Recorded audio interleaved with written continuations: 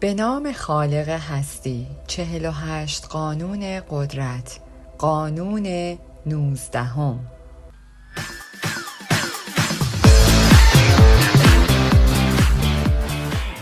قبل از اینکه خواندن کتاب را آغاز کنم، از شما دوستان عزیزم درخواستی دارم.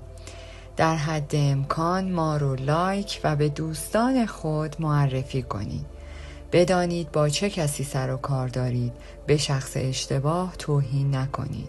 داوری: در جهان انسان‌های زیادی وجود دارند و شما هرگز نمی‌توانید تصور کنید که همه واکنش مشابهی به استراتژی‌های شما نشان می‌دهند یا خیر. برخی از مردم را فریب دهید یا بر آنها غلبه کنید و آنها بقیه عمر خود را صرف انتقام خواهند کرد. آنها گرگ‌هایی در لباس بره هستند. قربانیان و مخالفان خود را با دقت انتخاب کنید و هرگز فردی را به اشتباه فریب ندهید. مخالفان احمق‌ها و قربانیان نوع‌شناسی مقدماتی. در به قدرت رسیدن خود با انواع مختلفی از مخالفان، احمق‌ها و قربانیان مواجه خواهید شد.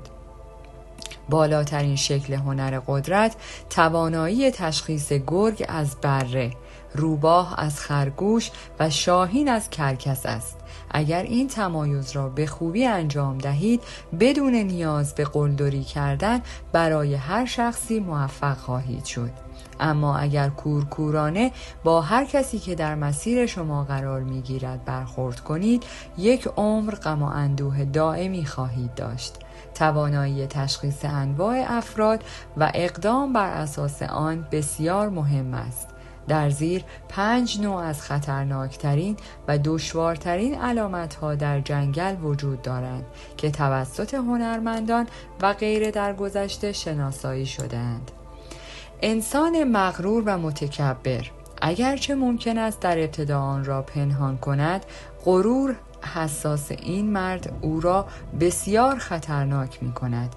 هر گونه ادراک جزئی به انتقام خشونت شدید منجر خواهد شد.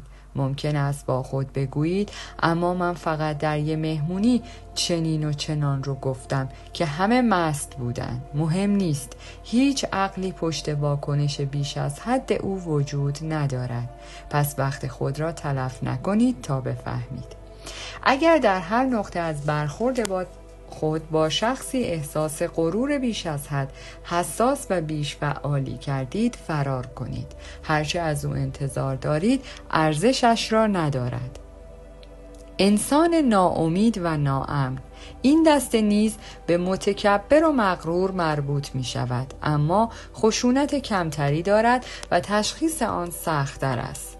نفس او شکننده می باشد. احساس او از خود ناامن است و اگر احساس کند که فریب خورده یا مورد حمله قرار گرفته است، مورد آزار او قرار می گیرید. او با نیش‌هایی به شما حمله می کند که برای همیشه طول می کشد تا آنقدر بزرگ شود که شما متوجه شوید. اگر فهمیدید که چنین مردی را فریب داده یا به او آسیب رسانده اید، برای مدت طولانی ناپدید شوید. در اطراف او نمانید، وگرنه او شما را تا حد مرگ نیش خواهد زد. فرد مشکوک. یکی دیگر از انواع نژادهای بالا جو استایلن آینده است. او آنچه را می‌خواهد ببیند معمولاً بدترین می‌بیند و تصور می‌کند که همه به دنبال او هستند. در مواقع آقای سوءظن کم خطرترین از این 3 مورد است. فریب دادن او که واقعاً نامتعادل است آسان می‌باشد. همانطور که خود استایلن دائما فریب می‌خورد. با ماهیت مشکوک او بازی کنید تا او را وادار نمایید علیه افراد دیگر بچرخد. اما اگر هدف سوءظن او شدید، مراقب باشید. مار با حافظه طولانی. اگر صدمه ببیند یا فریب بخورد، این مرد در ظاهر هیچ عصبانیتی از خود نشان نخواهد داد. او محاسبه می کند و منتظر می ماند، سپس هنگامی که در موقعیتی قرار می گیرد که ورقها را برگرداند انتقام خواهد گرفت که مشخصه آن زیرکی خونسرد است. این مرد را با محاسبه و حیله‌گری در عرصه‌های مختلف زندگیش بشناسید. او معمولاً سرد و بی‌عاطفه است. مواظب این مار مضاعف باشید و اگر به نحوی به او آسیب رساندید او را کاملا له کنید یا از جلوی چشم او دور شوید. مرد ساده، بی ادعا و اغلب بیهوش. وقتی چنین قربانی وسوسه انگیزی پیدا می کنید گوشهایتان تیز می شوند، اما فریب دادن این مرد بسیار سخت‌تر از چیزی است که تصور می کنید. حیله‌گری اغلب نیازمند هوش و تخیل است، احساس پاداش‌های احتمالی. مرد صریح طعمه را نمی گیرد زیرا آن را نمی شناسد. خطر این مرد این نیست که به شما آسیب برساند یا به دنبال انتقام باشد، بلکه فقط این است که زمان، انرژی، منابع و حتی عقل شما را در تلاش برای فریب دادن او هدر می دهد. یک تست آماده برای علامت جوک و یک داستان داشته باشید. اگر واکنش او کاملا واقعی باشد این همان نوعی است که شما با آن سر و کار دارید. به ریسک خود ادامه دهید. سرپیچی از قانون 1. در اوایل قرن 13 محمد شاه خوارزم پس از جنگ‌های بسیار موفق شد امپراتوری عظیمی را ایجاد کند که از غرب تا ترکیه امروزی و از جنوب تا افغانستان گسترش می‌یابد. مرکز امپراتوری پایتخت بزرگ آسیایی سمرقند بود. شاه ارتش قدرتمند و آموزش دیده‌ای داشت و می توانست 200,000 جنگجو را ظرف چند روز بسیج کند. در سال 1219 محمد سفارتی از یک رهبر قبیله جدید در شرق چنگیزخان دریافت کرد. سفارت شامل انواع هدایایی به محمد بزرگ بود که نشان دهنده بهترین کالاهای امپراتوری کوچک و در عین حال رو به رشد مغول‌خان بود. چنگیزخان می‌خواست راه ابریشم را به اروپا بازگشایی کند و پیشنهاد داد که آن را با محمد در میان بگذارد و در عین حال وعده صلح بین دو امپراتوری را داد. محمد این آدم متکبر را از شرق نمی‌دانست، کسی که به او نظر او بسیار مغرور بود که می‌کوشید با افراد بالاتر از خود صحبت کند. او پیشنهاد خان را نادیده گرفت. خان دوباره تلاش کرد. این بار کاروانی متشکل از 100 شتر پر از نادرترین اشیایی که غارت کرده بود از چین فرستاد. اما قبل از رسیدن کاروان به محمد، اینانچیک والی منطقه‌ای هم‌مرز با سمرقند آن را برای خود تصرف و رهبران آن را اعدام کرد. چنگیزخان مطمئن بود که این یک اشتباه است. ایلانچیک بدون تایید محمد عمل کرده است. او مأموریت دیگری را نزد محمد فرستاد. پیشنهاد خود را تکرار و درخواست کرد که فرماندار مجازات شود. این بار محمد خود یکی از سفیران را سر برید و 2 نفر دیگر را با سرهای تراشیده به عقب فرستاد. توهین هولناکی در قانون افتخار مغول. خان به شاه پیغام داد: تو جنگ رو انتخاب کردی، چیزی که باید اتفاق خواهد افتاد و ما نمیدونیم که چه خواهد شد. او با بسیج نیروهای خود در سال 1220 به استان اینچانگ حمله، پایتخت را در آنجا تصرف و فرماندار را دستگیر کرد و دستور داد که نقره مذاب در چشم و گوشش بریزند و سپس اعدام کنند. در طول سال بعد خان مجموعه از مبارزات چریکی را علیه ارتش بسیار بزرگتر شاه رهبری کرد. روش او کاملا بدی بود، زیرا سربازانش می توانستند خیلی سریع سوار بر اسب حرکت کنند و هنگام سوار شدن به تیراندازی با کمان و تیر مهارت داشتند. سرعت و انعطاف نیروهایش به او اجازه داد تا محمد را درباره نیات و جهت حرکتش فریب دهد. سرانجام توانست ابتدا سمرقند را محاصره و سپس آن را تصرف کند. محمد فرار کرد و 1 سال بعد درگذشت. امپراتوری وسیع او شکست و ویران شد. چنگیزخان تنها استاد سمرقند، راه ابریشم و بیشتر شمال آسیا بود. تفسیر: هرگز تصور نکنید فردی که با او سر و کار دارید ضعیفتر از شماست یا ارزش کمتری دارد. برخی از مردان دیرتر دلخور می شوند که ممکن است باعث شود قضاوت اشتباهی درباره پوست کلفت بودن آنها داشته باشید. نگران توهین به آنها نباشید، اما اگر شرافت و غرور آنها را آزار دهید، آنها شما را با خشونتی فرا می‌گیرند که با توجه به کندی خشم آنها ناگهانی و افراطی به نظر می‌رسد. اگر می‌خواهید افراد را رد کنید، بهتر است این کار را مؤدبانه و محترمانه انجام دهید. حتی اگر احساس می‌کنید درخواست آنها گستاخانه یا پیشنهادشان مضحک است، هرگز آنها را با توهین رد نکنید. تا زمانی که آنها را بهتر بشناسید، ممکن است با یک چنگیزخان سر و کار داشته باشید. سرپیچی از قانون 2. در اواخر دهه 1910 برخی از بهترین کلاهبرداران در آمریکا حلقه‌ای مخالف در دنور، کلارادو تشکیل دادند. آنها در ماه‌های زمستان در سراسر ایالت‌های جنوبی پخش می‌شدند و تجارت خود را انجام می‌دادند. در سال 1920 جو فوری، یکی از رهبران حلقه، راه خود را در تگزاس طی کرد و با بازی‌های کلاهبرداری کلاسیک صدها هزار دلار به دست می‌آورد. او در فورت ورث با مردی به نام جی فرانک آشنا شد که گاودار بود و مزرعه بزرگی داشت. نورفلند به دام افتاد. او حساب بانکی 45,000 دلاری خود را خالی کرد و آن را به فوری و متحدانش سپرد.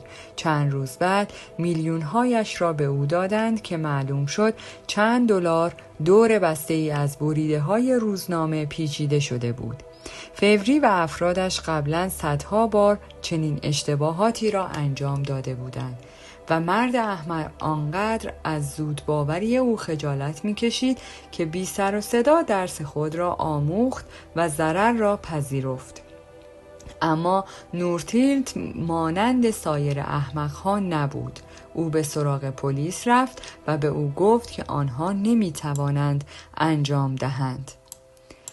نورفلیت به کاراگاهان گفت: سپس من خودم به دنبال اون افراد خواهم رفت. اگر بقیه عمرم طول بکشه، اونها رو هم خواهم گرفت. در حالی که نورفلیت کشور را جستجو می‌کرد و به دنبال افراد دیگری بود که در همان بازی چاپیده شده بودند، همسر او مزرعه را در اختیار گرفت. یکی از این افراد احمق جلو آمد و آن دو مرد یکی از کلاهبرداران را در سان فرانسیسکو شناسایی کردند و موفق شدند او را زندانی کنند.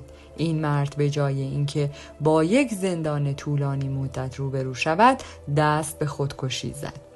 نورفلیت به راه خود ادامه داد. او یکی دیگر از کلاهبرداران را در مونتانا ردیابی کرد. او را مانند گوساله طناب زد و در خیابان‌های گل‌آلود به زندان شهر کشاند.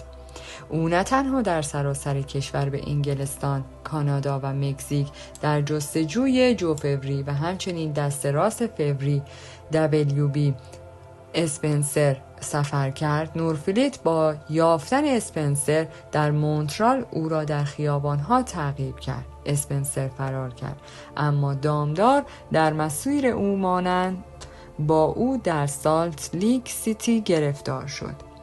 رحمت قانون را به خشم نورفلیت ترجیح داد و اسپنسر خود را تسلیم کرد. نورفلیت فوری را در فلوریدا پیدا کرد و شخصاً او را برای مواجهه با عدالت در تگزاس برد، اما او به همین جا بسنده نکرد. او به سمت دنور ادامه داد و مصمم بود که کل حلقه را بشکند. او نه تنها مبالغ هنگفتی را خرج کرد، 1 سال دیگر از زندگی خود را در تعقیب و گریز گذراند. او توانست همه رهبران حلقه را پشت میله‌های زندان ببیند. حتی بعضی از آنها را که نگرفت آنقدر از او وحشت کرده بودند که خودشان را تسلیم کردند. پس از 5 سال شکار، نورفلت به تنهایی بزرگترین کنفدراسیون کلاهبرداران کشور را نابود کرد. تلاش او را ورشکست و ازدواجش را خراب کرد، اما او مردی راضی از دنیا رفت. تفسیر: بیشتر مردان تحقیر شدن را با احساس تسلیم شدن میپذیرند. آنها درس خود را میآموزند و تشخیص میدهند که چیزی مفت و مجانی وجود ندارد و معمولاً به دلیل حرص و طمع خودشان برای پول آسان پایین آورنده شده‌اند. اما برخی از مصرف داروهای خود امتناع می‌ورزند. آنها به جای تأمل در زود باوری و بخل خود را قربانیان کاملاً بیگناه می‌بینند. مردانی مانند این ممکن است به نظر صلیبی برای عدالت و صداقت باشند، اما در واقع تا حد زیادی ناامن هستند. فریب خوردن شک و تردید را در آنها فعال کرده است و آنها در صدد ترمیم آسیب هستند. آیا وام مسکن در مزرعه نورفلید، فروپاشی ازدواج او و سالها قرض گرفتن پول و زندگی در هتل‌های ارزان ارزش انتقام او را به خاطر خجالتش از ورشکستگی داشت؟ غلبه بر شرمندگی آنها به هر قیمتی می‌ارزد. همه مردم ناامنی دارند و اغلب بهترین راه برای فریب دادن یک احمق این است که با ناامنی‌های او بازی کنید.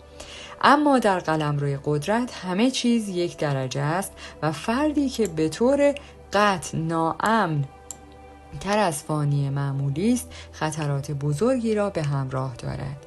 هوشیار باشید. اگر فریبکاری یا هر نوع حیله‌ای را که انجام می‌دهید علامت خود را به خوبی وارسی کنید. ناامنی و شکنندگی نفس برخی افراد نمی‌تواند کوچکترین توهینی را تحمل کند. برای اینکه ببینید آیا با چنین تیپی سر و کار دارید، ابتدا آنها را امتحان کنید. مثلا یک شوخی ملایم با آنها انجام دهید. یک فرد با اعتماد به نفس خواهد خندید. یک فرد بیش از حد ناامن به گونه‌ای واکنش نشان می‌دهد که گویی شخصاً مورد توهین قرار گرفته است. اگر مشکوک هستید که با این نوع سر و کار دارید، قربانی دیگری پیدا کنید. سرپیچی از قانون 2. در قرن 5 قبل از میلاد چونگ اره شاهزاده چین در چین کنونی مجبور به تبعید شد. او متواضعانه زندگی می‌کرد، حتی گاهی اوقات در فقر.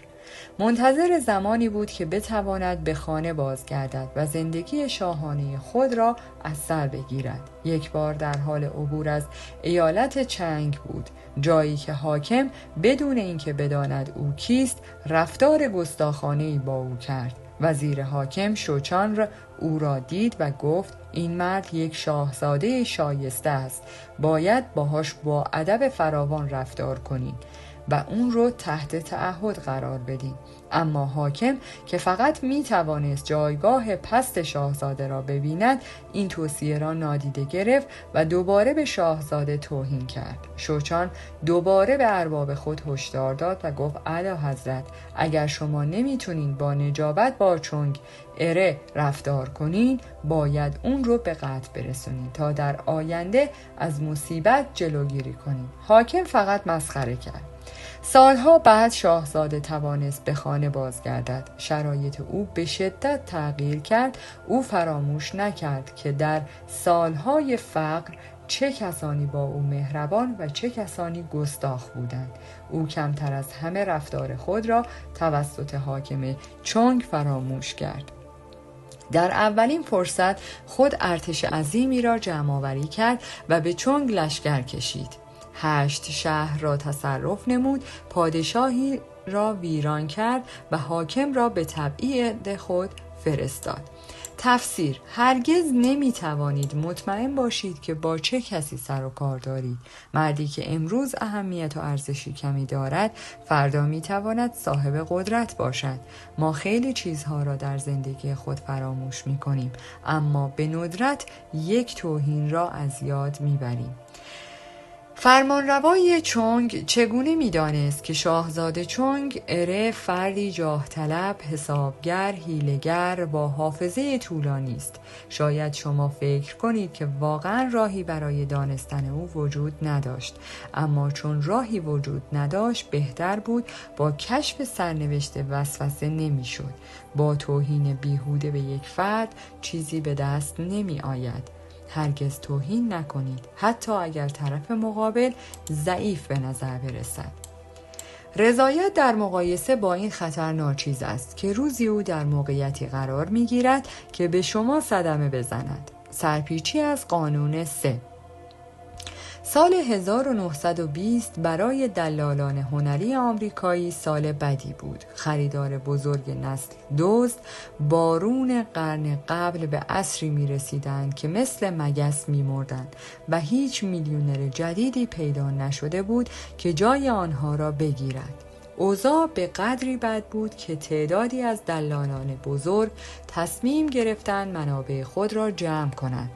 اتفاقی بی سابقه بود، زیرا دلالان آثار هنری معمولاً مانند گربه ها و سگ ها با هم کنار می آیند. ژوزف دوین، دلال آثار هنری ثروتمندترین سرمایه‌دار آمریکا، در آن سال بیشتر از دیگران رنج می برد. بنابراین تصمیم گرفت با این اتحاد همراهی کند. اکنون این گروه متشکل از 5 فروشنده بزرگ در کشور است. وقتی به دنبال مشتری جدید می گشتید به این نتیجه رسیدید که آخرین امیدشان هنری فورد است که در آن زمان ثروتمندترین مرد آمریکا بود. فورد هنوز نتوانسته بود وارد بازار هنر شود و او مانند هدفی بزرگ بود که برای آنها منطقی بود با هم کار کنند.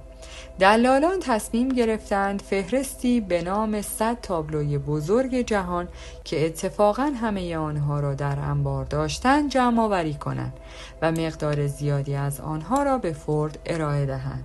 او با یک خرید می توانست خود را تبدیل به بزرگترین کلکسیونر جهان کند.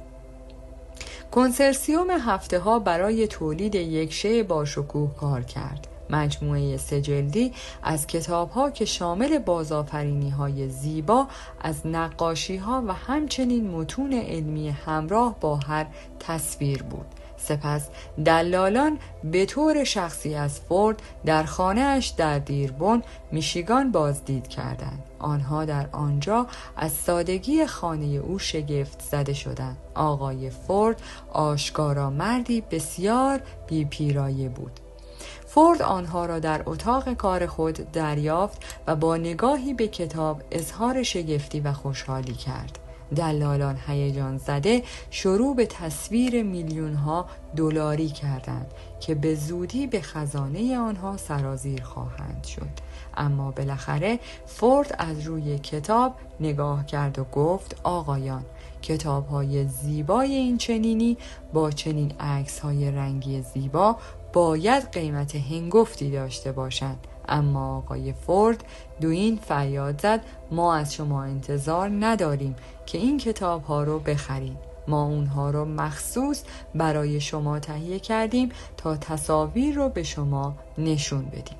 این کتاب ها هدیه‌ای به شما هستند. فورد متحیر به نظر می رسید. او گفت: آقایان، این نظر لطف شماست، اما من واقعا نمیدونم که چطور میتونم چنین هدیه‌ای زیبا و گران قیمت رو از غریبه ها بپذیرم. دوین به فورد توضیح داد که تکثیر کتاب ها نقاشی هایی را نشان می دهند که امیدوار بودند به او بفروشند. بالاخره فورد فهمید.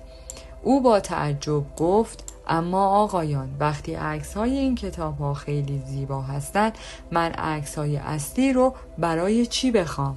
تفسیر: ژوزف دوین به خود می‌بالید که قربانیان و مشتریان خود را از قبل وارسی می‌کرد و قبل از اینکه آنها را ملاقات کنه نقاط ضعف و ویژگی‌های سلیقه آنها را کشف می‌کرد. او در حمله به هنری فورد تنها یک بار از این تاکتیک ناامید شد. ماه‌ها طول کشید تا او از قضاوت نادرست خود از نظر روحی و مالی بهبود یابد. فورد آدم ساده و بی‌ادعایی بود که ارزش آزار دادن ندارد.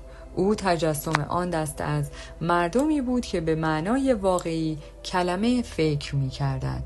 تخیل کافی برای فریب خوردن ندارد. از آن زمان به بعد دوین انرژی خود را برای ملون‌ها و مورگان‌ها ذخیره می‌کرد تا بتواند آنها را در دام خود بیندازد. نکات کلیدی در قدرت: توانایی سنجش افراد و دانستن اینکه با چه کسی سر و کار دارید مهمترین مهارت در جمع‌آوری و حفظ قدرت است. بدون آن شما نابینا هستید. نه تنها به افراد نامناسب توهین می کنید، انواع نامناسبی را برای کار کردن انتخاب و فکر می کنید که در حال چاپلوسی افراد هستید، در حالی که واقعاً به آنها توهین می کنید. قبل از شروع هر حرکتی علامت یا حریف بالقوه خود را اندازه بگیرید. در غیر این صورت زمان را تلف و اشتباه خواهید کرد. نقاط ضعف افراد، زمینه‌های غرور و ناامنی آنها را بررسی کنید قبل از اینکه تصمیم بگیرید که با آنها کنار بیایید یا خیر. از زیر و روی آنها باخبر شوید. 2 کلمه آخر احتیاط. اول، این که در قضاوت و سنجش حریف خود هرگز به غریزه خود تکیه نکنید. اگر به چنین شاخصهای نادرستی تکیه کنید، بزرگترین اشتباهات را مرتکب خواهید شد. هیچ چیز نمیتواند جایگزین جمع‌آوری دانش واقعی شود. هرچقدر که طول بکشد، حریف خود را بررسی و جاسوسی کنید. این در دراز مدت نتیجه خواهد داد. دوم، هرگز به ظاهر اعتماد نکنید. هر کسی که قلب مار دارد می تواند از نمایش مهربانی برای پوشاندن آن استفاده کند. شخصی که از بیرون پرخاشگر می باشد اغلب واقعا ترسوست. یاد بگیرید ویژگی‌هایش را از طریق ظواهر و تضادها ببینید. هرگز به نسخه‌ای که مردم از خود ارائه می‌دهند اعتماد نکنید. کاملاً غیر قابل اعتماد است. تصویر: شکارچی او تله‌ای مشابه برای گرگ و روباه نمی‌گذارد. او تله را جایی نمی‌گذارد که کسی آن را نبرد، بلکه طعمه خود، عادات و مخفیگاه‌های آن را کاملاً می‌شناسد و بر این اساس شکار می‌کند. قدرت: متقاعد باشید که هیچ شخصی به این بی‌اهمیتی وجود ندارد، اما ممکن است مدتی یا چند وقت دیگر این قدرت را داشته که برای شما مفید باشد. اگر شما یک بار آنها را تحقیر کرده باشید، قطعاً این کار را نمی کنند. اغلب اشتباهات بخشنده می شوند، اما تحقیر هرگز بخشیده نمی شود. افتخار ما آن را برای همیشه به یاد می آورد. تغییر روی کرد: جهل چه فایده ممکنی نسبت به دیگران می تواند داشته باشد؟ یاد بگیرید که شیرها را از بره ها تشخیص دهید یا بهای آن را بپردازید. در نهایت این قانون را رعایت کنید: معکوس ندارد و به دنبال آن نباشید. در پایان از شما دوستان عزیزم می‌خواهم برای حمایت بیشتر ما کانال ما را به دوستان خود معرفی کنید. برای انرژی بیشتر ما رو لایک کنید و برای ادامه پرقدرت‌تر سابسکرایب. تا درودی دیگر، درود و 200 بدرود.